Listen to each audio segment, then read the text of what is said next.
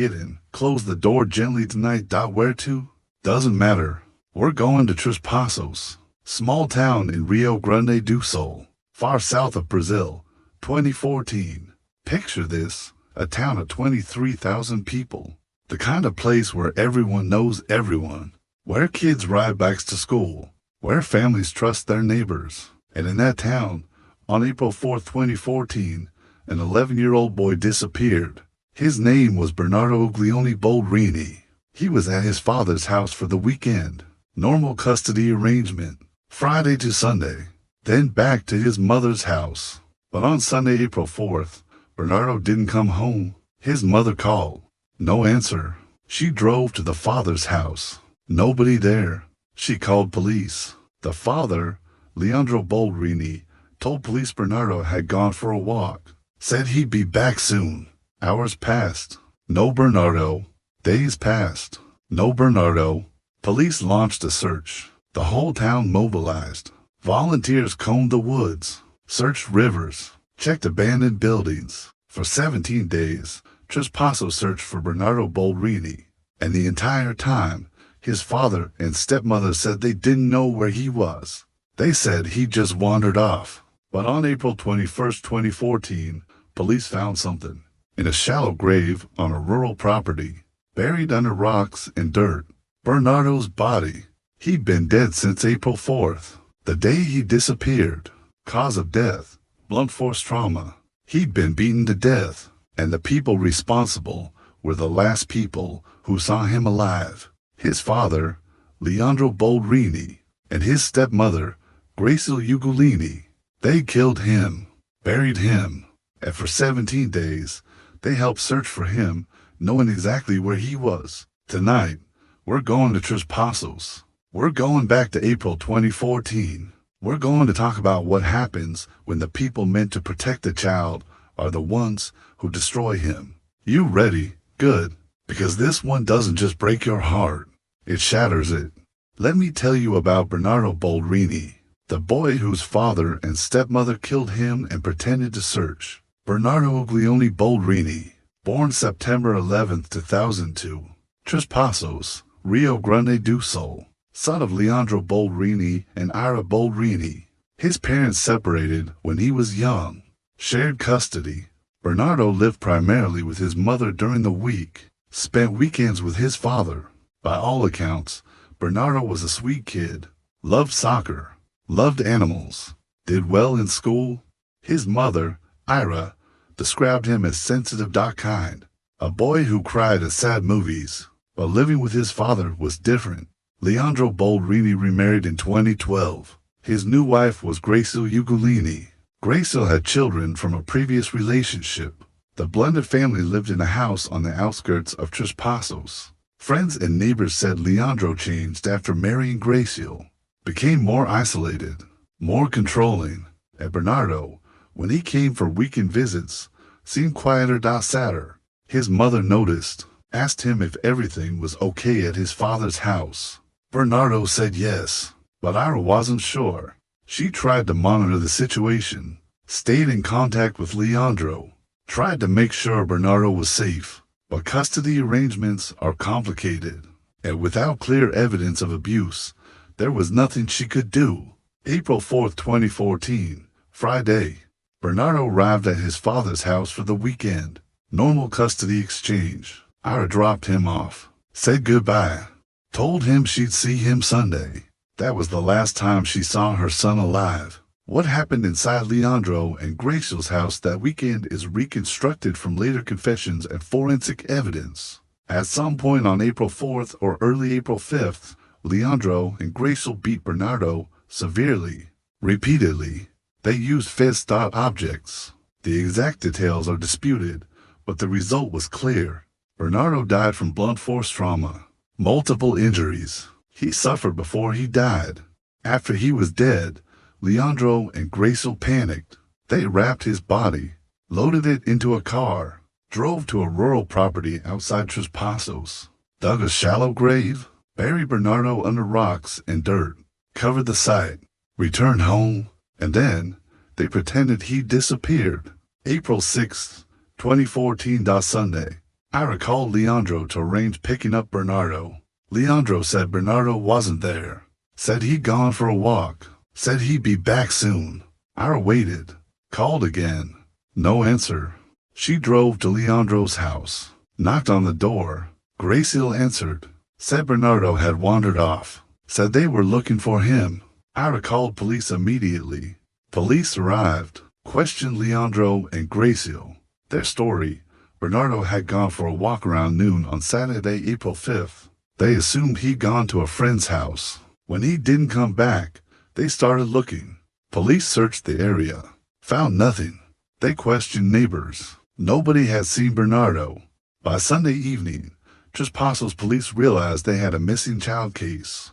And in a small town, that means everyone gets involved. The search for Bernardo Boldrini became the biggest mobilization in Três Passos history. Hundreds of volunteers, police, firefighters, K-9 units, helicopters. They searched the woods, dragged rivers, checked abandoned buildings, knocked on every door in town. Leandro and Graciel joined the searches, handed out flyers, posted on social media, begged for information. Iara was devastated, sleepless, desperate.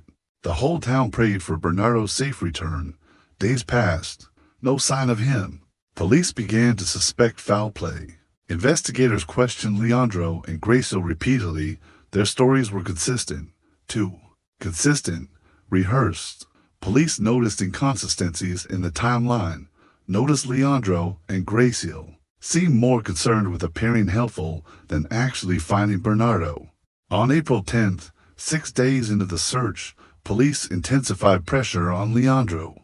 He cracked. Not completely, not immediately, but enough. He admitted Bernardo hadn't just wandered off. Admitted something had happened at the house. But he blamed Graciel. Said she'd been the one who hurt Bernardo.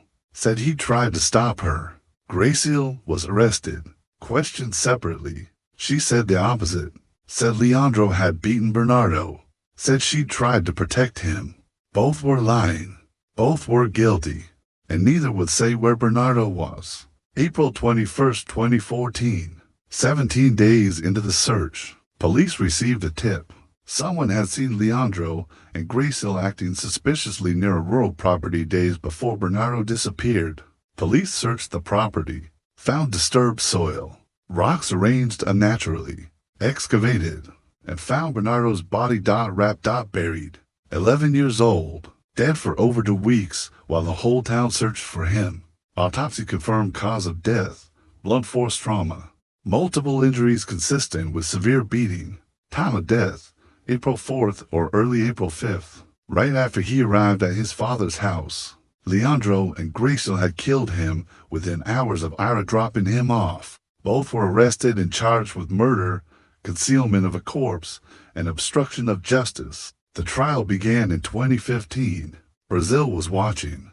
The case had become national news. A father and stepmother killing an 11-year-old boy and pretending to search for him. The prosecution presented overwhelming evidence: forensics, confessions, timeline inconsistencies. The defense tried to shift blame. Leandro blamed Graciel. Graciel blamed Leandro.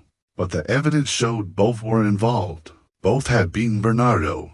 Both had buried him. Both had lied. The jury convicted both. Leandro Boldrini, sentenced to 30 years and 9 months in prison. Bernardo Uglione, sentenced to 27 years and 6 months in prison. Both are currently serving their sentences. So what really happened to Bernardo Boldrini? Let's talk about the theories. Leandro and Graciel were abusive. The beating that killed Bernardo wasn't the first. It escalated that weekend. They lost control.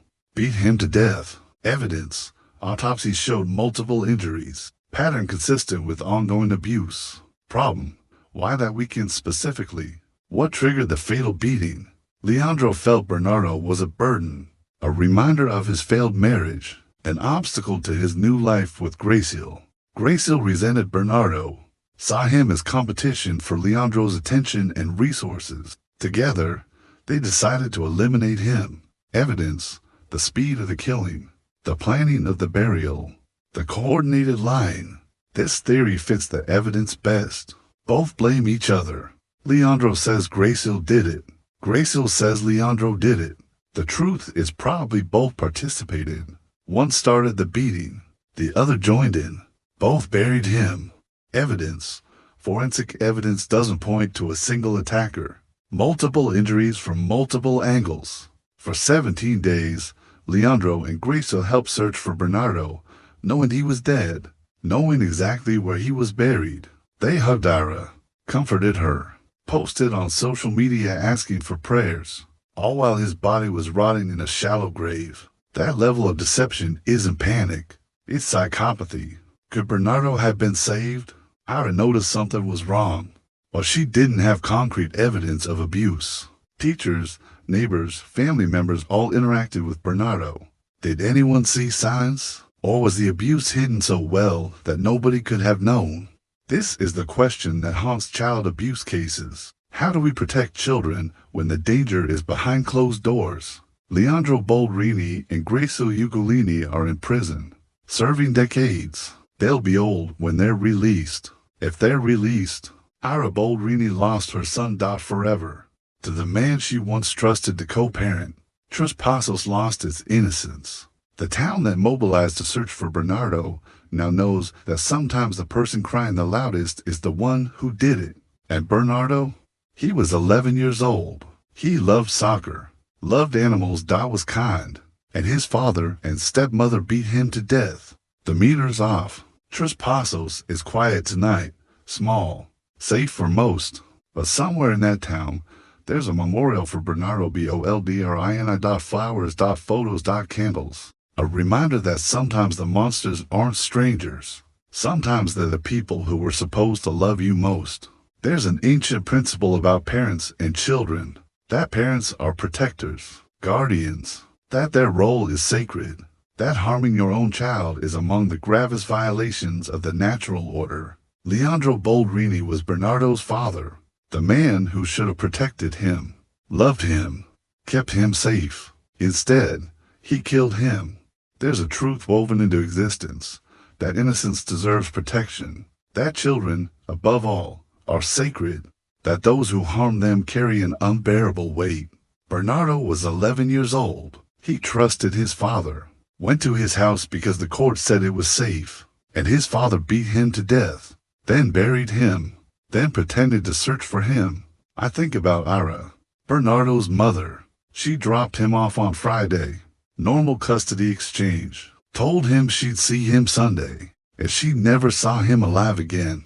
The guilt she must carry, even though it wasn't her fault, even though she couldn't have known. Parents aren't supposed to bury their children, and they're especially not supposed to find out the other parent murdered them.